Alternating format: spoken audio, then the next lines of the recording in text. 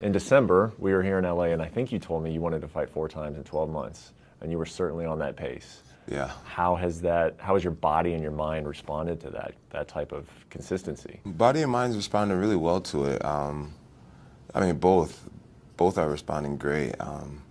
Mentally, like technically, I feel better than ever. Like all the moves are just flowing out of me, effortlessly. In training, all my drills, I'm just starting to really perfect a lot of the drills that we do and things like that. And I'm just moving really well. My confidence is ultra high. Greg Jackson always talks to me about Rome and how they were so dominant because they would just fight all the time. And he wants that to be the idea for me, is just to be extremely active and just get so comfortable with combat. And I feel like that's where we're at. I'm not injured anywhere, and it just feels all like another day at the office for me at this point. It's just all so familiar. High pressure moments, tough opponents, fighting the next scariest guy, the guy who's been on the tear. It's all so familiar right now, and it's almost too comfortable in this space. I would appreciate being a little more nervous. It'd make me feel like I'm more ready, but I am ready, and I feel great. When's the last time you were nervous going into a fight? Last time, I think Gustafsson fight, the Gustafsson 2, yeah, it can't help but to be. He's the one person that put me in a hospital out of 10 years of fighting. Put me on morphine, the guy who was just as tall, just as long as me. The Gustafsson, I had a lot of questions about how I would perform in a rematch against Gustafsson. Those questions were answered, and I like the answers. Yeah. Well, you mentioned fighting the next toughest guy in the division, which for sure. I mean, Thiago Santos deserves to be in front of you, but you were also a 6-1 betting favorite. And I wonder, the great athletes, like, they want to face someone who is just their equal. That's just consistent with great athletes. Like, they don't want to be overly favored. I don't feel like they don't want the easy fights. I mean, do you feel that at all? Do you feel like you're looking around saying, like, I want to be in a position where people are doubting me again? Does that ever come into your mind? No, the odds makers. That's what they do. My job is to, I guess, prove them right by dominating. But I respect Thiago. I don't really focus on what the odds are. At the end of the day, we're both capable of finishing each other. And my job is just to do all the right things to feel like I've earned this win and to make his odds of winning extremely small. But, in order to do that, I just had to first start by respecting him and his abilities.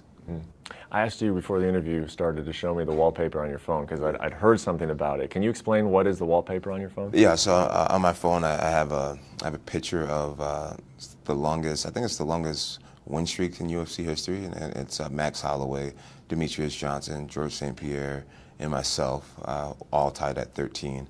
But it's kind of different now because half of these guys are, Demetrius isn't in the UFC anymore. George is, I think, retired.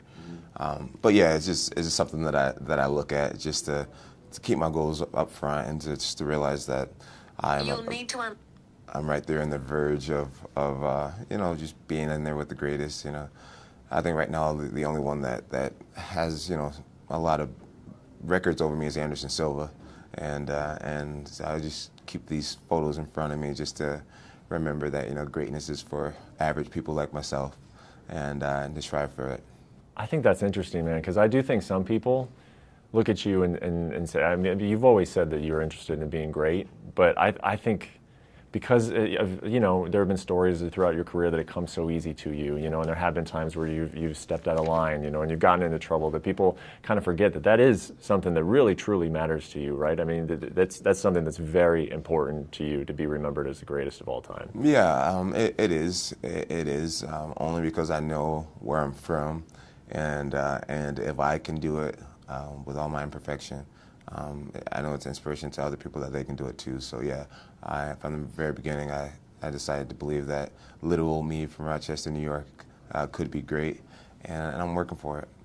What do you mean? I believe in it. What do you mean by that, little old you in Rochester? Like, what? Well, I'm a guy who kind of grew up, like I sung in the jazz choir. I grew up in the church.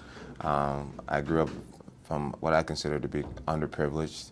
I was never the most athletic growing up. I was never the captain of any team growing up. I was never the guy first picked at anything growing up, and I found my niche in this world,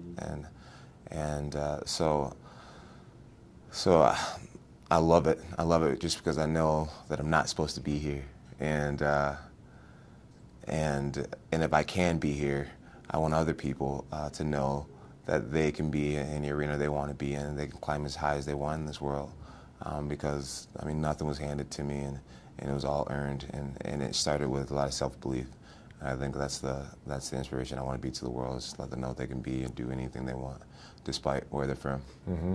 What do you think about this division and the challenges that are coming up? I mean, you've got some interesting new guys like Thiago, Dominic Reyes, Johnny Walker, but you also got some names, some former champions, Luke Rockhold, Chris Weidman coming up. Yeah.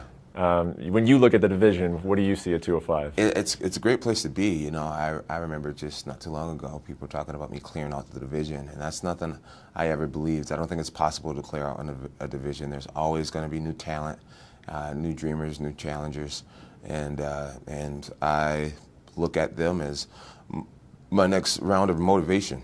You know, these guys are all talented, and I think it'll really be a good test for me to show how great I can be by continuing on my winning ways with this new fresh blood. Well, let's set the record straight on just a few things. Not that you haven't, but I feel like, you know, depending on what interview you look at, what time frame you look at, you may get differing answers. Are you interested in fighting at heavyweight at some point? I am interested in fighting at heavyweight, but I'm also aware that there's a lot of work to be done in the light heavyweight division. There's a lot of big fights that people want to see me have in the light heavyweight division. And so there's really no need for me to go to heavyweight. You know, I'm doing well where I'm at. I'm making weight really easily.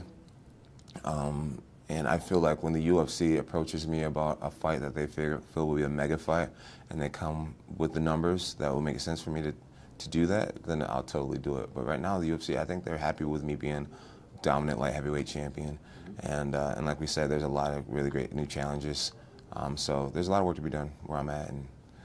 And to answer the question shorter, it's gonna take that checkbook for me to bounce up to heavyweight. What was with the tweet to Stipe then? Can you explain this? Just stirring up controversy, really. Just keeping the fans excited. I mean, at the end of the day, when we're not fighting, the fans they want to see soap opera. They want a little drama, a little controversy, and now it's just me being silly and just keeping the fans excited, keeping the fans talking about something. Well, I feel like if the UFC were to come to you with those numbers that you want with the checkbook open, it would be DC, wouldn't it? I mean, it would be DC at heavyweight, right? That would make the most sense, yeah. I mean, there's still a lot of interest in me fighting Daniel Cormier for some reason. I don't really know what it is. I mean, the first time I won by unanimous decision, and the second time I won by knockout. So I don't know why people want to see us fight again so bad. But, at heavyweight, I guess that would add a few different factors. And so, if that's the fight that the world wants to see, I know one thing about the UFC is we give the fans what they want, and so they just got to help me do that. Well, I'll let you go here in a second, but getting back real quickly to Thiago, I asked him if he doesn't knock you out, can he beat you? In other words, is the knockout his only path to victory? And he said no, he could outfight you for 5 rounds. What do you think? Is the knockout really the only way that this guy beats you? It's good that he has confidence in himself. It's good that he believes that. I don't believe that to be true. I believe that I'm the more technical fighter and the more complete fighter. But, we just got to go out there and see. I got to go out there and prove that to be true. And that's what I believe I will do. Thanks for watching ESPN on YouTube. For more sports and analysis, download the ESPN app. And for live streaming and special content, subscribe to ESPN+.